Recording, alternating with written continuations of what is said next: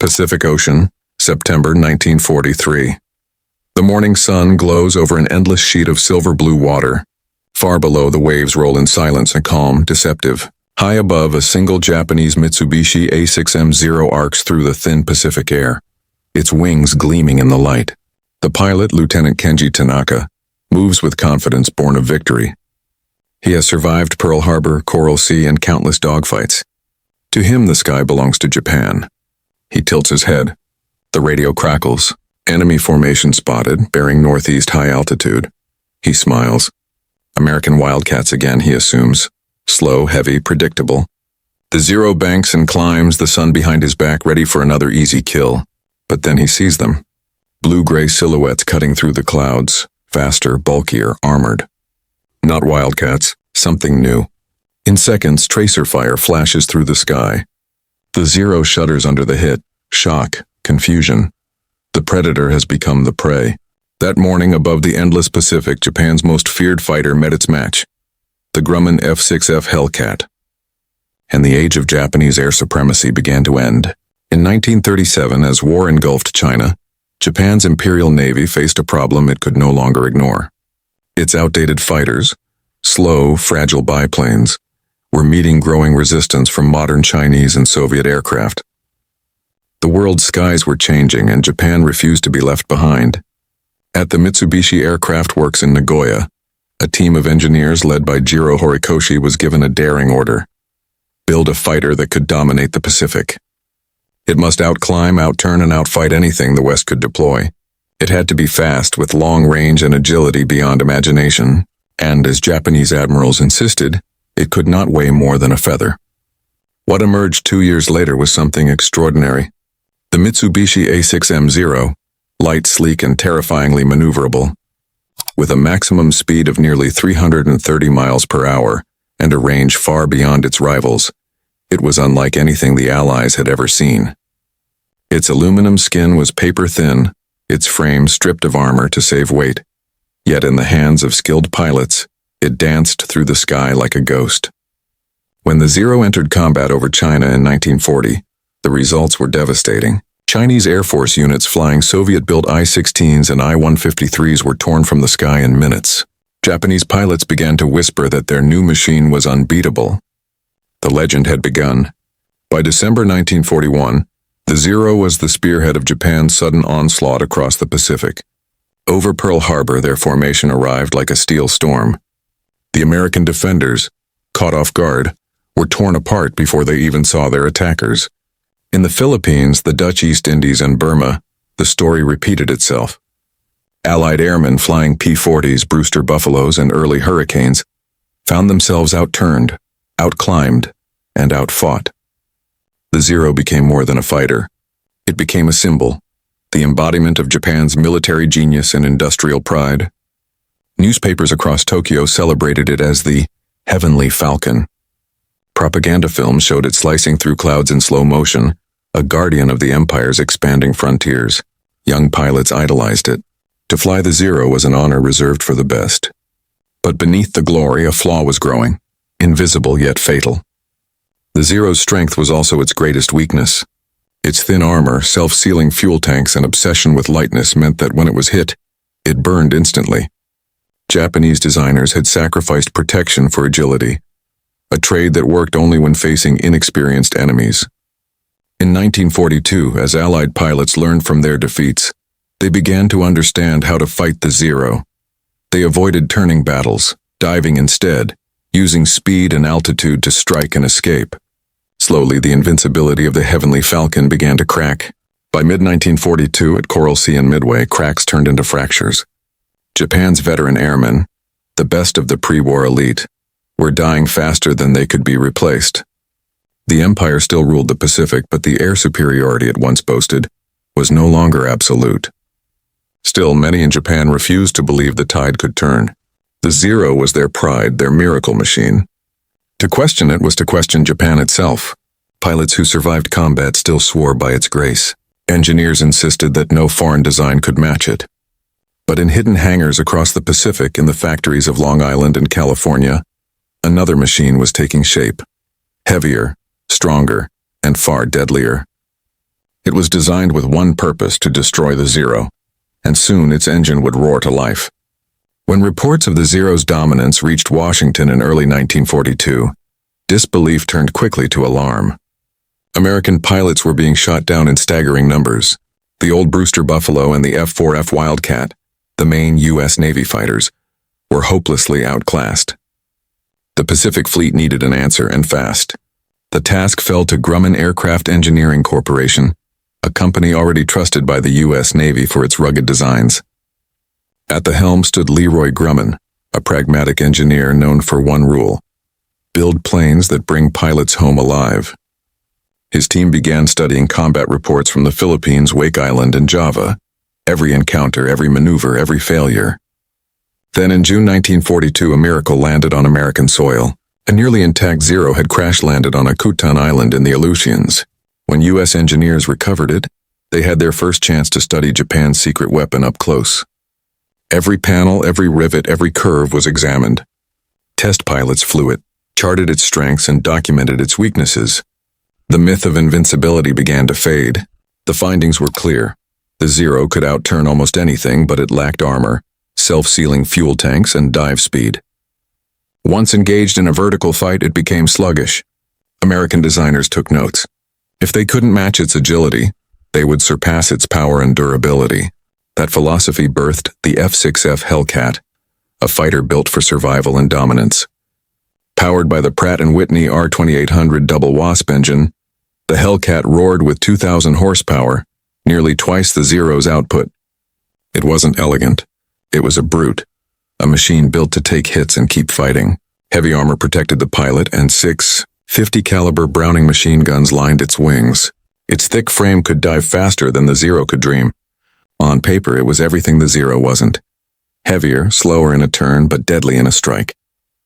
Yet in the air, its balance of speed, firepower, and climb rate made it a monster. It could absorb punishment that would shred a Zero to pieces and still fly home. It was the embodiment of American industrial power, built not for finesse but for endurance and mass production. At Grumman's Long Island factory, engineers worked day and night. The Navy demanded hundreds, then thousands of Hellcats. Production lines expanded. Test pilots pushed prototypes through brutal trials, ironing out every flaw. By the end of 1942, the first F6F-3s were ready for combat testing. Meanwhile, a revolution was happening in American pilot training. The U.S. Navy, shaken by its early losses, completely rewrote its doctrine. Pilots were no longer trained just to dogfight. They were taught how to exploit the Zero's weaknesses. They learned to fight smarter, using altitude, teamwork, and hit-and-run tactics. Never turn with a Zero, instructors repeated. Climb, dive, and strike once, then get out. In the Pacific, carrier decks became hives of preparation. Pilots studied diagrams of the Zero's structure, memorized its vulnerabilities, and rehearsed ambush patterns in the clouds. Radar, increasingly reliable, became the silent partner of every mission, giving Hellcat squadrons the element of surprise that Japan once enjoyed. By mid-1943, the stage was set. The U.S. Navy was ready to reclaim the skies. The first squadrons of F6F Hellcats were loaded aboard carriers: USS Essex, USS Yorktown, and USS Enterprise, bound for the Central Pacific. The Zero's long reign was about to face its greatest test.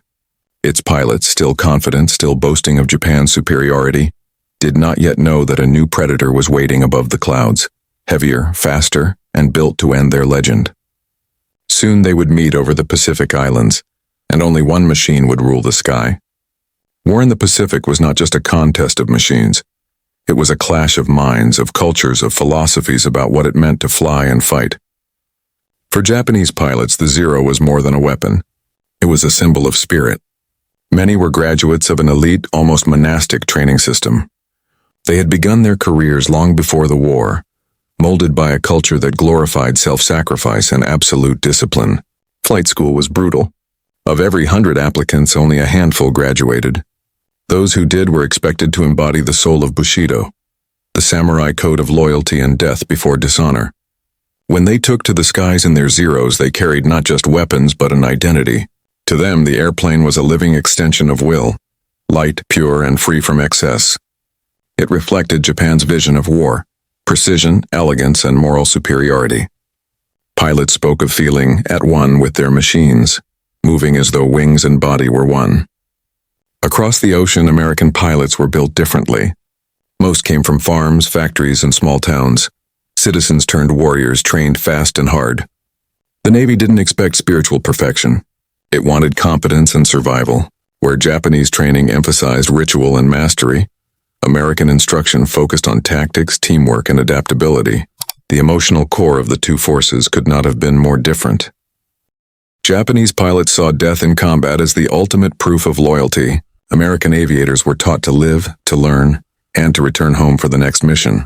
In that difference lay the seed of what would come, one side fighting for glory, the other for endurance. By 1943, that contrast began to matter more than anyone realized. Japan's veteran corps, the men trained before the war, was thinning fast. Each loss was irreplaceable. Meanwhile, the U.S. Navy was producing new squadrons every month, each filled with pilots who had learned from the mistakes of the past.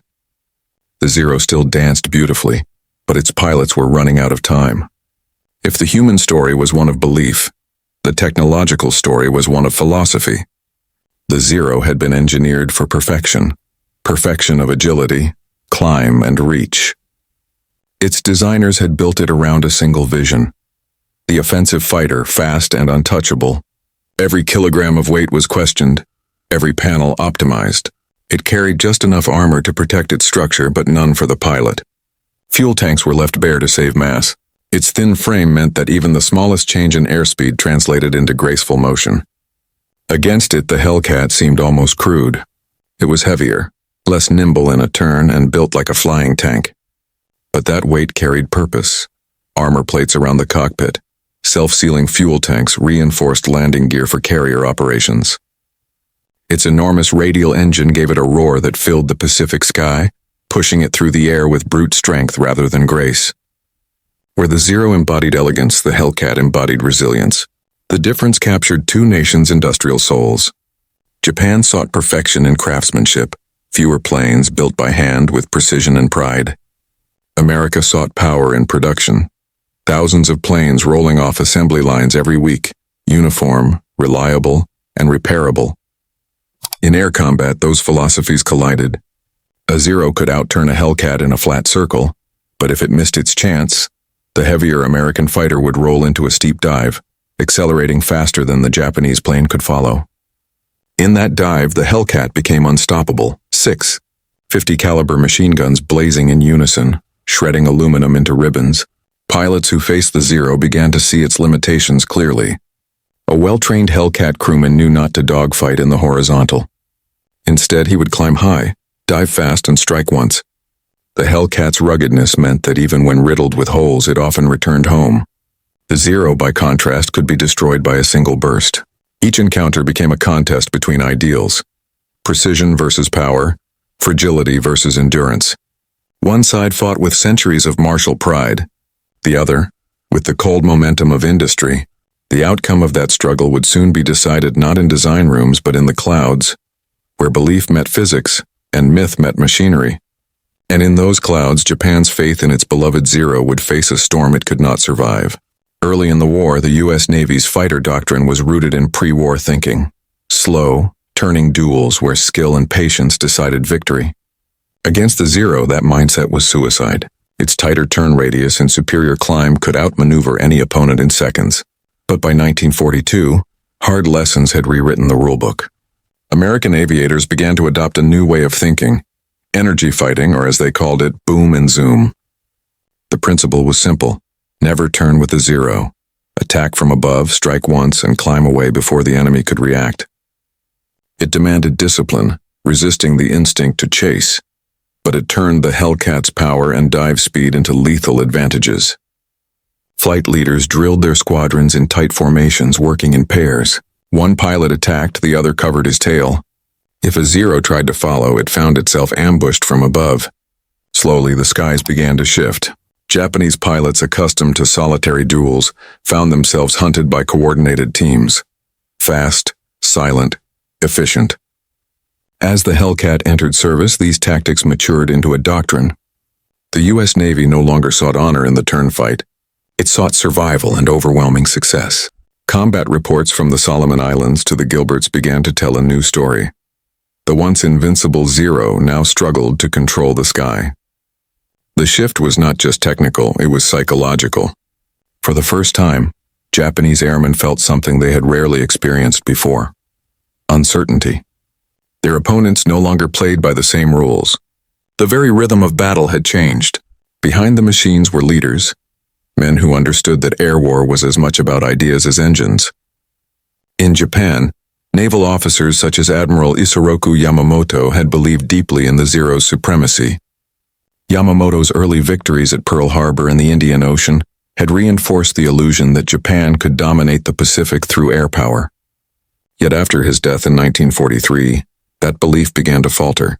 Japan's war industry could not keep pace with the United States. Fuel shortages, limited materials, and dwindling manpower made every loss irreplaceable. In America, leadership was pragmatic. Admiral Chester Nimitz and Vice Admiral Mark Mitcher saw air power as the new face of naval warfare. They placed their faith not in the individual pilot but in the system: carriers, logistics, radar, and mass production. When Grumman's Hellcat entered service, Nimitz pushed for rapid deployment across every carrier group. Mitcher's task forces became floating airfields, each capable of launching hundreds of sorties a day. Beneath them, instructors like John Thatch, creator of the Thatch-Weave maneuver, revolutionized air combat training. His technique allowed slower American planes to defend against more agile Zeros by flying in synchronized patterns, crossing paths to trap attackers in a deadly X-shaped ambush. It became standard doctrine for Hellcat pilots, turning teamwork into a weapon as deadly as the machine guns on their wings. The result was a complete inversion of Japanese tactics. Where the Zero relied on the lone ace's skill, the Hellcat relied on coordination and planning. The age of the individual duelist was ending. The era of the mechanized collective air arm was beginning. Japanese pilot diaries from 1943 onward tell a story rarely heard in the official war bulletins, one of disbelief. For years, Allied fighters had been predictable prey, but when the new American plane appeared, it changed everything. Over Marcus Island and Rabaul, the first Hellcat squadrons entered combat. Japanese observers noted the difference immediately. The new planes were larger, faster, and absorbed punishment that would have destroyed a Zero instantly. Pilots returned from missions shaken. One wrote, "Their aircraft are too strong. Even when we strike, they do not fall." Aces who had once dominated the skies now found themselves outmatched. Saburo Sakai, one of Japan's most skilled pilots, later recalled his astonishment when he realized that the American fighter he was chasing, once assumed to be another Wildcat, was something entirely different. He noted its power in the climb, its toughness, and the disciplined coordination of the enemy pilots. They came not as individuals, he said, but as a pack. Even so, Japanese aviators fought with extraordinary courage. Many continued to claim victories, exploiting the Hellcat's heavier frame when possible, diving away from danger or luring enemies into tight turns. But the tide was unstoppable. Every month, more Hellcats arrived. Every battle drained Japan's dwindling reservoir of veteran flyers. By late 1943, the tone of Japanese reports had changed from confident to grim. "Our planes burn too easily," one officer noted. "Their engines are stronger. Their numbers grow each day." The realization spread through the ranks. The Hellcat was not just another opponent. It was the beginning of a new age, one that Japan's cherished Zero could not survive. The next phase of the war would prove it beyond all doubt. In the battles where myths died and machines rewrote the fate of the Pacific. October 1943.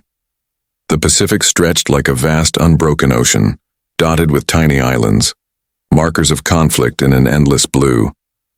Above Marcus Island, a small flight of Japanese Zeros sliced through the morning haze, unaware that their supremacy would soon be tested as never before. The sky was calm, almost serene. Yet on the horizon, the faint silhouette of Grumman F6F Hellcats appeared, engines thundering. Squadron VF-9, led by Lieutenant Commander William M. Driscoll, approached in tight formation, disciplined and unyielding. Their mission was precise: intercept Japanese air patrols and assert control of the sky.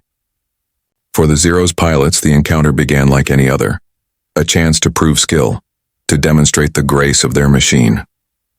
Lieutenant Kenji Tanaka, seasoned from battles over Guadalcanal, led his section with confidence. But as the Hellcats drew closer, he sensed something different. These planes were larger, heavier, yet their approach was deliberate, controlled, and unflinching. The first shots rang out.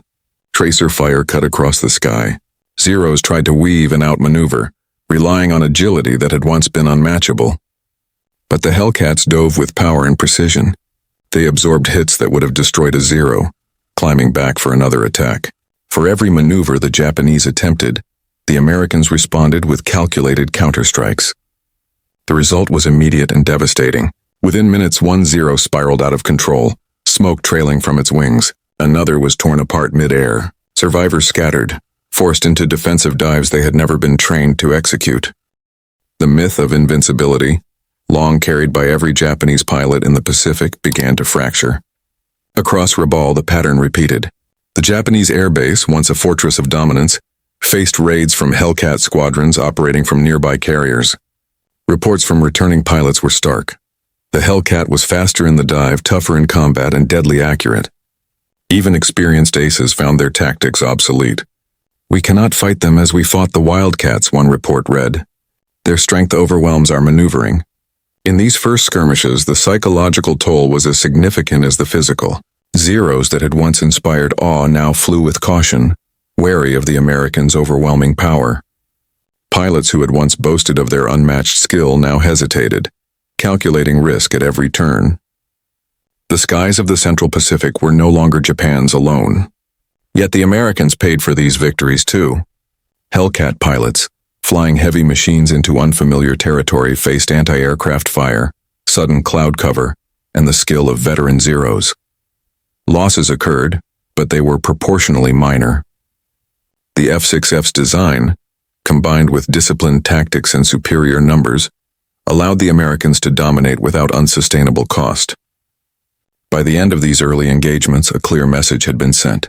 The balance of air power in the Pacific was shifting. The Zero, the once feared emblem of Japanese aerial supremacy, had met its match. The era of Japanese dominance in the skies, built over years of training, sacrifice, and pride, was coming to an end. And in the months that followed, this shift would become undeniable. The next major confrontation would not be a small skirmish over an isolated island. It would be a massive engagement, one that would crush the myth of the Zero forever and mark the rise of the Hellcat as the new master of the Pacific skies. June 19, 1944. The skies over the Marianas Islands were alive with the distant roar of engines. From Saipan to Tinian, waves of Japanese aircraft lifted into the sunlit sky, their mission desperate and audacious: repel the approaching American fleet. For months, U.S. forces had been advancing steadily, and now the Imperial Japanese Navy committed its last remaining air strength in a massive counterattack. American radar picked up the formations long before they appeared visually. Pilots in F6F Hellcats, led by commanders such as David McCampbell and William Driscoll, climbed to intercept. The orders were clear: dominate the enemy before they reached the fleet. This engagement would be different, a test not just of skill but of strategy, technology, and sheer industrial might. As the Japanese planes approached, formations tightened.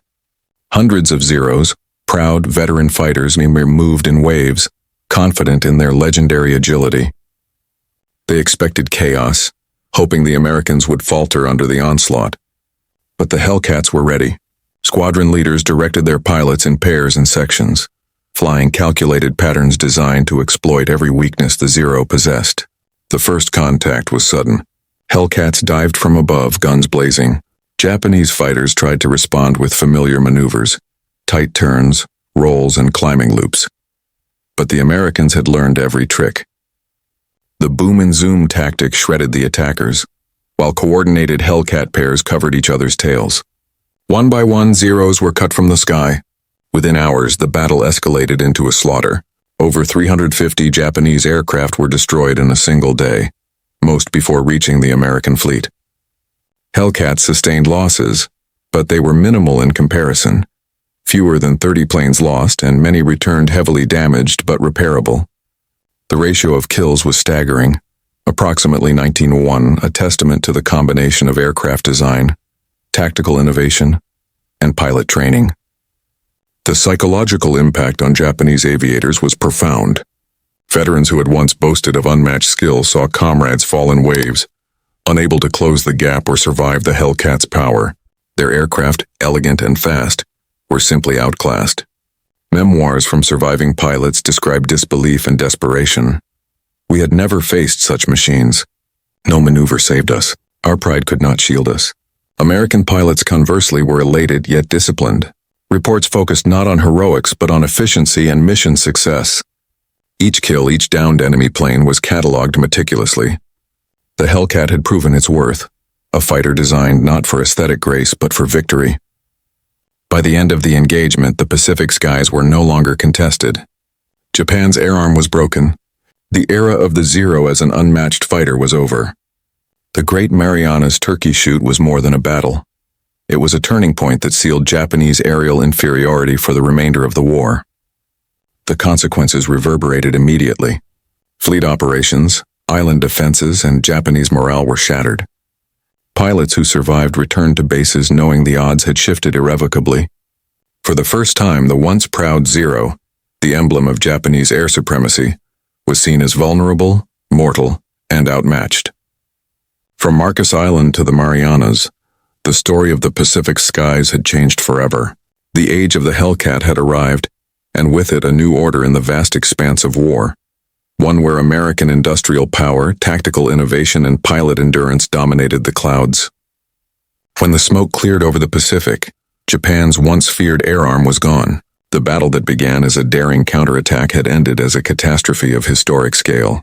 More than 350 Japanese aircraft had been destroyed in a single day, many with their pilots. Irreplaceable veterans who had carried the legacy of Pearl Harbor and the early Pacific victories.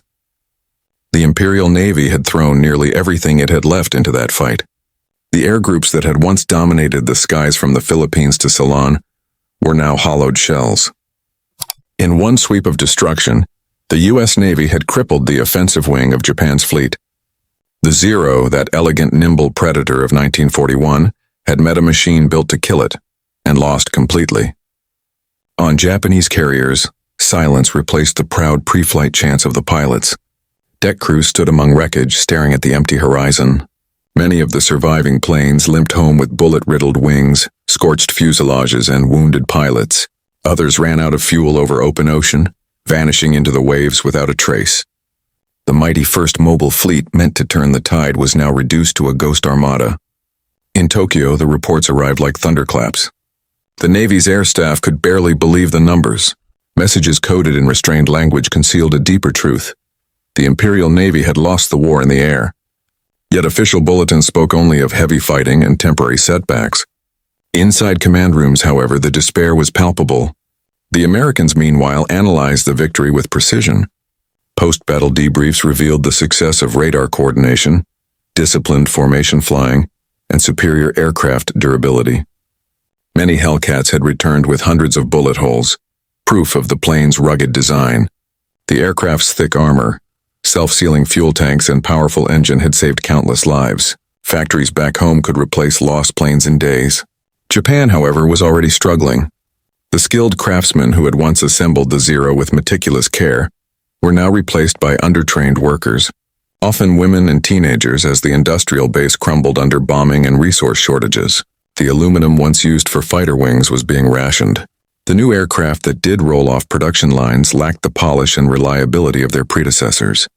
In a desperate attempt to recover, Japanese engineers tried to modify the Zero, improving engine output, adding armor, even attempting to build new interceptors.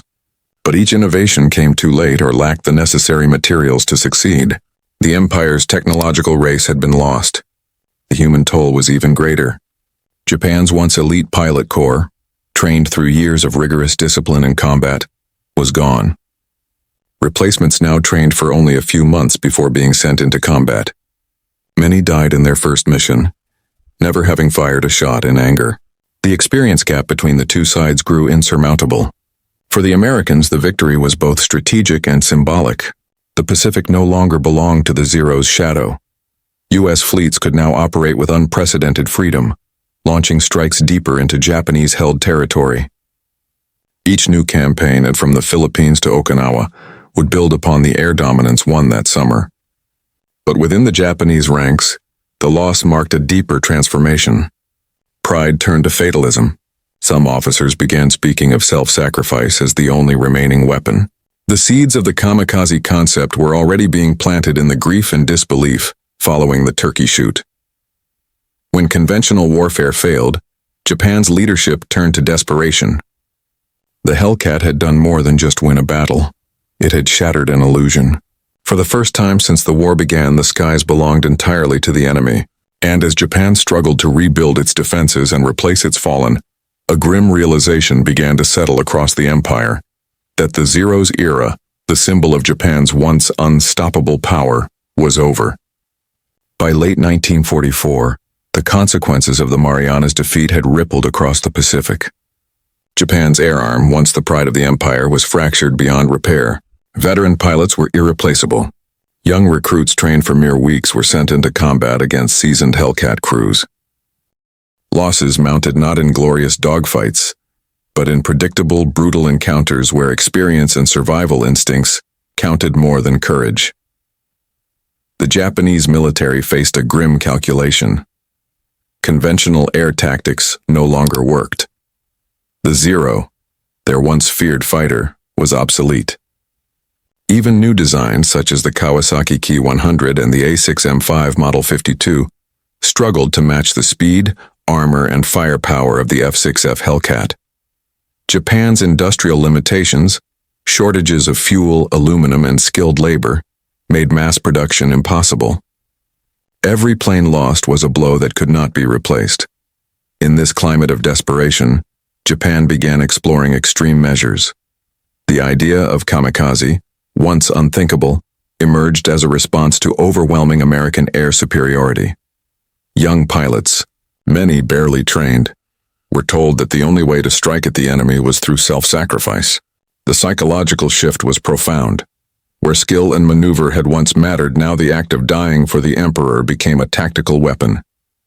The Zero, reduced to its role as a delivery vehicle, symbolized both loss and desperation. Meanwhile, the Hellcat continued to dominate. By 1945, the F6F had achieved one of the most remarkable kill ratios in aviation history, approximately 19.1 against Japanese aircraft. Pilots returning from missions over Iwo Jima, Okinawa, and the Japanese home islands reported near total control of the airspace. Carrier-based squadrons could engage hundreds of enemy aircraft with minimal losses, striking targets on the ground, escorting bombers, and securing the skies for amphibious operations. The contrast between the two nations' industrial and tactical approaches had never been clearer. American shipyards and factories produced thousands of Hellcats in months, trained pilots rigorously, and deployed them in coordinated operations. Japan struggled to replace each aircraft with ingenuity and improvisation, often relying on heroism and devotion rather than systematic planning. In the end, courage alone could not overcome engineering, production, and doctrine. For Japanese pilots who survived, the Hellcat became a symbol of inevitability. Diary entries and memoirs reflect a mixture of awe and fear. The plane was not only fast and powerful but resilient, forgiving minor mistakes that would have been fatal in a Zero. Reports from surviving airmen repeatedly described the frustration of fighting an enemy who could absorb damage, attack decisively, and return safely. The morale of Japan's air forces deteriorated under this relentless pressure. By mid-1945, the Pacific skies were firmly under Allied control. The Zero, once a legend of unmatched skill and grace, was relegated to historical memory, a ghost of a time when Japan had hoped to rule the air. The Hellcat's dominance ensured that every subsequent naval and land operation faced little effective aerial resistance. Japan's strategies had shifted from defense to survival, and the outcome of the war in the Pacific was increasingly determined by industrial capacity, pilot training, and air superiority, all areas in which the United States held an unassailable advantage. The era of the Zero was over. Its loss reshaped naval strategy, influenced aircraft design for decades, and marked a turning point in modern aerial warfare. The Hellcat had not only destroyed planes, It had shattered a myth, redirected the course of battles, and rewritten the rules of air combat in the Pacific. The final reckoning would come in calm skies over Japan itself, but the message was already clear. Mastery of the air belonged to the Americans, and the Zero's golden age had ended in fire and smoke. Above the Pacific, the echoes of dogfights have long faded. The clouds are empty now, save for memories of machines that once carved history into the sky. The Mitsubishi Zero, graceful, deadly, and revered, no longer rules these heights. Its story is a reminder that technology and pride, no matter how finely honed, cannot withstand relentless adaptation, coordination, and industrial strength. The Hellcat, in contrast, exemplifies a different philosophy. Resilience over elegance, preparation over instinct, teamwork over heroism. It was not a symbol of national pride alone, but of a system, one where strategy, production, and discipline converged to achieve mastery. Its victories were not only mechanical triumphs but lessons in the evolving nature of warfare. The skies do not belong to legends. They belong to those who adapt faster, build stronger, and think collectively. For the men who flew the Zero, the Hellcat was a revelation, harsh yet undeniable. Pride and skill could no longer guarantee survival. The lessons were bitter. Victory depends not on individual brilliance alone, but on the integration of human will, technology, and tactical foresight. Japan's devotion to tradition and craftsmanship, while extraordinary, had met an opponent whose strength lay in numbers, innovation, and relentless refinement. Yet the story is not merely one of machines and tactics. It is a story of humanity, of courage, ingenuity, and the consequences of overconfidence. The pilots of both sides faced fear and uncertainty, risk and mortality, in skies that offered no mercy. They shaped history not only with their planes but with their choices, discipline, and resilience. In the end, the Zero's fall and the Hellcat's rise mark more than a turning point in the Pacific War. They illustrate a universal truth. Technology, strategy, and human adaptability are inseparable. A brilliant design alone cannot secure dominance. Survival and victory require learning, evolving, and sometimes letting go of pride.